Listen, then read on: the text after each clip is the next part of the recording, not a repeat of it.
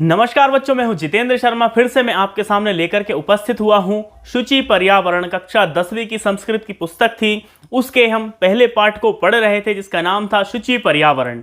शुचि पर्यावरण के हमने 3 श्लोकों को पढ़ लिया था। अब हम अगले श्लोक इसके पढ़ने जा रहे हैं, तो हम इसका एक बार पूर्वाभ्यास जरा कर लेते हैं कि इस कवि ने पहले वाले जो श्लोक थे उन श्लोकों के माध्यम से क्या बतला दिया था। शुचि पर्यावरण का तात्पर्य होता है कि स्वच्छ पर्यावरण तथा महानगरों में फैला हुआ जो प्रदूषण है उस प्रदूषण के कारण समय और मानव किस तरह से उसको हानि हो रही है, इसके विषय में कवि ने इन पीछे वाले 3 श्लोकों में बतला दिया था। इसके बाद हम आगे के श्लोक पढ़ते हैं कि आगे वाले श्लोकों में कवि क्या कहना चाहते हैं।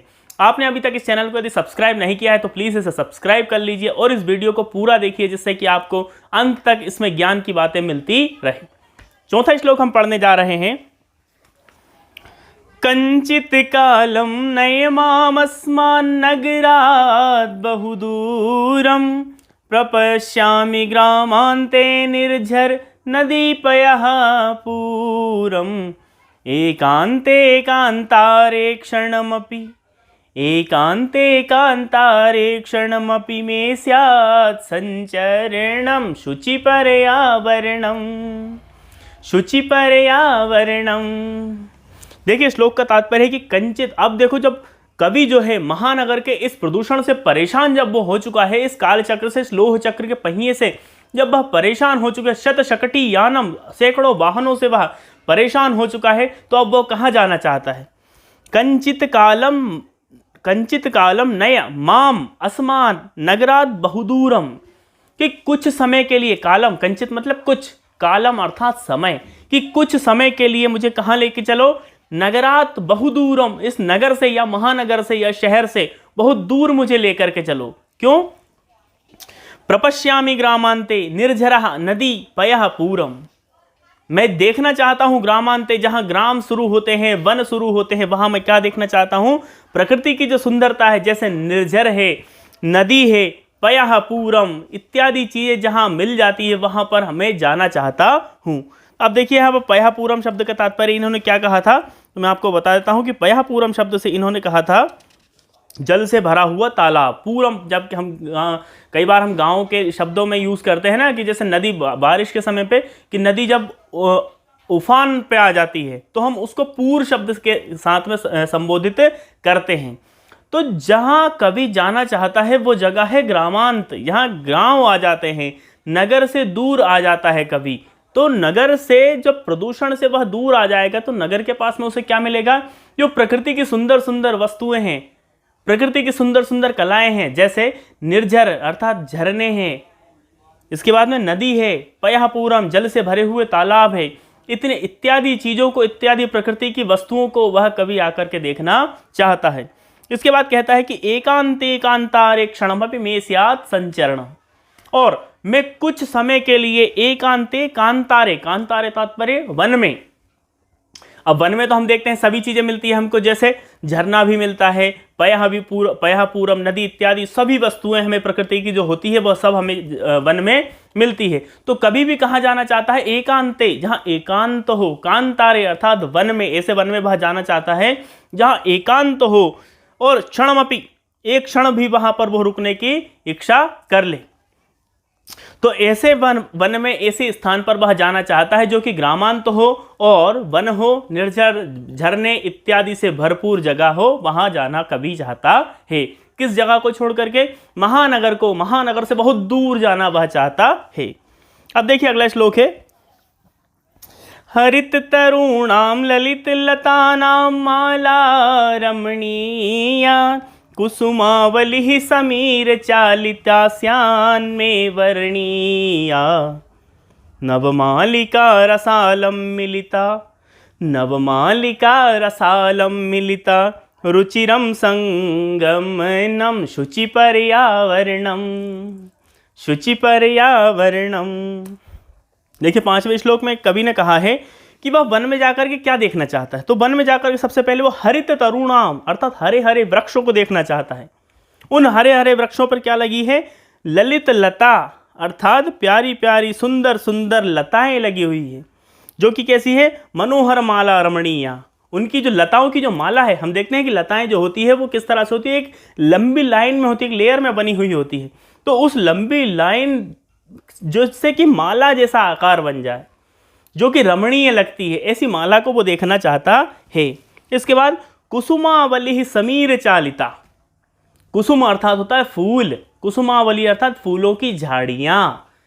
कवि क्या देखना चाहता है, फूलों की झाड़ियां देखना चाहता है, जो कि कैसे चल रही है, समीर चालिता। समीर अर्थात होता है वायु, वायु के द्वारा जो चलाई जा रही है, उड़ाई जा रही है। तो ऐसी पंक्तियों को, ऐसी मालाओं को वह देखना चाहता है, ऐसी फूलों की झाड़ियों को देखना चाहता है जिसको समीर के द्वारा अर्थात पवन के द्वारा, वायु के द्वारा चलाई जा रही है। नवमालिका रसालम मिलिता रुचिरम संगमनम। और वह किस तरह की है, नवमालिका। नवमालिका शब्द का तात्पर्य होता है चमेली का फूल। नवमालिका को हम कहते हैं चमेली। तो वह चमेली और रसालम, रसालम का तात्पर्य होता है आम। कि आम के वृक्ष से लगी चमेली का वह सुंदर समागम दिखाई देता। आम के वृक्ष से चमेली का जो फूल होगा या चमेली का जो पौधा होगा वो किसके पास लगा है, नवमालिका रसालम मिलिता। आम के पेड़ पर, रसालम अर्थात होता आम। तो नवमालिका जो है चमेली का वृक्ष है, चमेली के, वह किसके साथ में मिलकर संगम कर रहा है, आम के वृक्ष के साथ मिलकर के वह संगम कर रहा है। तो ऐसा जो जगह है, ऐसी जो स्थान है, वह कवि को बहुत ही रुचिकर और वर्णीय या रमणीय लगता है। तो कवि ऐसे स्थान पर आकर के बहुत प्रसन्न होता है जहां पर उसको महानगर से दूर आता है और महानगर के पास से जो महानगर में प्रदूषण है, उस प्रदूषण से दूर हट करके वह प्रकृति की सुंदरता की ओर बार बार देखना चाहता है, वहां आकर के वह आकर्षित होता है। अब देखिए छठवां श्लोक है जिसमें वह अपने भाई बंधु से कहता है, किसी अपने साथी से कहता है, क्या कहता है, आई चल बंधो खगकुल कलरव गुंजित वन देशम पुर कलरव संभ्रमित जनेभ्यो धृत सुख संदेशम चाकचिक्की जालम नो कुर्यात्, चाकचिक्की जालम नो कुर्यात् जीवित रसहर्णम शुचि पर्यावरणम, शुचि पर्यावरणम। देखिए वह छठे श्लोक में कवि क्या कहता है, अपने साथी से, अपने भाई बंधु से कहता है कि हे बंधु, ऐ चल बंधु, अरे बंधु वहां चलो। कहाँ चलो, जहां खगकुल कलरव, खग अर्थात होता है पक्षी, ख अर्थात होता है आकाश, ग अर्थात होता है गमनम। तो खग अर्थात होता है पक्षी जो आकाश में विचरण करते हैं, उनको हम खग कहते हैं। तो खग कुल कलरव, खग जो है वो कुल अर्थात होता है समूह, खग कुल, खग अर्थात पक्षी, कुल मतलब समूह। जो पक्षियों का समूह है वो क्या कर रहा है, कलरव कर रहा है अर्थात चहचहा रहा है, अपनी आवाज से मधुरतान दे रहा है। किस तरह से, गुंजित वन प्रदेशम, और संपूर्ण प्रदेश को वो क्या कर दे रहा है, गुंजायमान कर दे रहा है।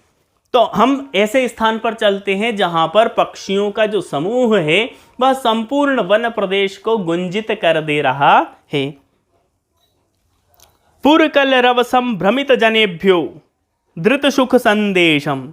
और ऐसे लोग, कैसे लोग, जो नगर के शोरगुल से व्याकुल लोगों के लिए, कैसे लोगों के लिए, जो नगर के शोरगुल से व्याकुल है, ऐसे लोगों के लिए हम क्या रहे हैं, धृत सुख संदेशम, एक सुखद संदेश हम उन लोगों के लिए लेकर के यहां से जाना चाहते हैं। कैसा सुख संदेश, कि आप जिस महानगर में या जिस नगर में आप निवास करते हैं वहां उचित स्थान आपके रहने योग्य नहीं है। वह स्थान कैसा है, वह स्थान कैसा है, वह प्रदूषित है, शोरगुल वहां अधिक होता है महानगरों में। किंतु हम जिस स्थान की बात कर रहे हैं, जैसे वन प्रदेश है जहां पक्षियों के समूह गुंजित कर देते हैं किसको, संपूर्ण वन प्रदेश को, ऐसे स्थान पर हम आपको लेकर के चलते हैं। हम ऐसा संदेश उन लोगों के लिए लेकर के जाना चाहते हैं। चाकचिक्की जालम नो कुरिया जीवित रस हरणम। और कुछ लोग ऐसे हैं जो चकाचौंध भरी दुनिया से, चाकचिक्की अर्थात चकाचौंध हो जाना, कैसी चकाचौंध से, जो महानगर हैं उन महानगरीय चकाचौंध से वो किस प्रकार से हैं, उन चकाचौंध के आगे वो अपने जीवन को देख नहीं पा रहे हैं। तो हमें ऐसे जीवन के रस का जो विनाश ना करें, हम ऐसे लोगों के लिए भी इस संदेश हमें लेकर के जाना है। कैसा संदेश लेकर के हमें उनके लिए जाना है कि आपको इस चकाचौंध भरी दुनिया के सामने अपने आप को या अपने शरीर का विनाश नहीं करना है, ऐसा भी हमें उनके लिए संदेश लेकर के जाना है।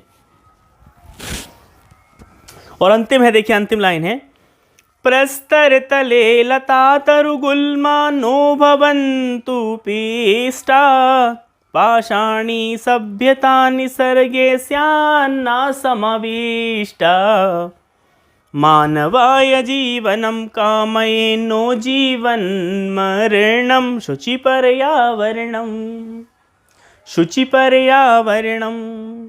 देखिए, प्रस्तर तले लता तरुगुल्मा नो भवन्तु पिष्टा, पिष्टा अर्थात पिसना नहीं चाहिए, नो ना नहीं, क्या नहीं पिसना चाहिए, प्रस्तर तले अर्थात पाषाण के नीचे, प्रस्तर अर्थात होता पाषाण या पत्थर, तले अर्थात उसके नीचे, क्या नहीं, लता तरुगुल्मा, कि जो लताएं हैं, वृक्ष हैं, झाड़ियां हैं, अर्थात संपूर्ण पर्यावरण है, यह किसके नीचे आना नहीं चाहिए, प्रस्तर तले अर्थात भवनों के नीचे।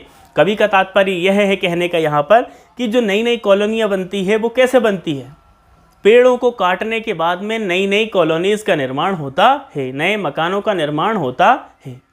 तो ये जो वन प्रदेश है, जो लताएं हैं, जो वृक्ष हैं, जो झाड़ियां हैं, वो किसके नीचे नहीं आनी चाहिए, वो एक भवन के नीचे नहीं आनी चाहिए, इस मकान के नीचे नहीं आनी चाहिए, पत्थर के नीचे दबकर पिसना नहीं चाहिए।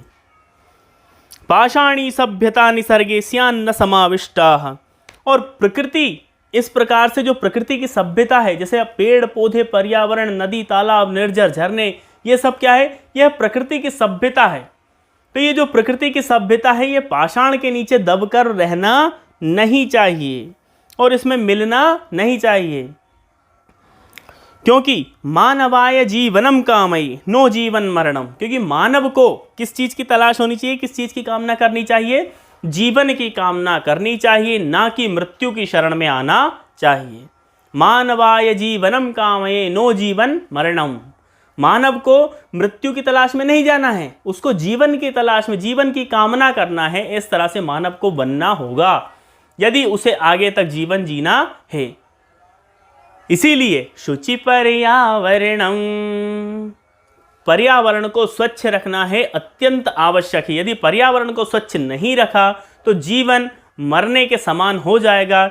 इसीलिए कई बार शासन के द्वारा भी आम व्यक्ति को जागरूक करने के लिए, नई पीढ़ी को जागरूक करने के लिए इस तरह के लेसन्स या लेसन या अध्याय या पाठ आपके कोर्स में, आपके करिकुलम में समाहित किए जाते हैं, ताकि हम लोग आज से, अभी से, जिस क्लास से हम पढ़ रहे हैं, जैसे ये 10th की पुस्तक है, तो 10th के बच्चे जितने भी हैं वह पर्यावरण के प्रति जागरूक हों, ये बात उन्हें ध्यान रखनी है। इसी कारण से, इसी उद्देश्य के लिए कि वह पर्यावरण को बचाएं, पर्यावरण को बचाए रखने में जो लोग पर्यावरण को बचा रहे हैं उनका भी साथ दें। इसीलिए हमें ध्यान रखना है कि हमें पर्यावरण बचाना है। यदि स्वच्छ वायु लेनी है तो पर्यावरण को जीवित रखना है, पर्यावरण को बचाए रखना है। यदि ये वीडियो आपको पसंद आई हो तो इसको शेयर अवश्य कर दीजिएगा और सब्सक्राइब का बटन दबाना ना भूलिएगा। अगली वीडियो में फिर से हम लेकर के उपस्थित होंगे इसी पार्ट के प्रश्न और उत्तर, उनको आप अपनी कॉपियों में लिखिएगा और अगली वीडियो का इंतज़ार कीजिएगा। धन्यवाद। जय तु संस्कृतम, जय तु भारतम।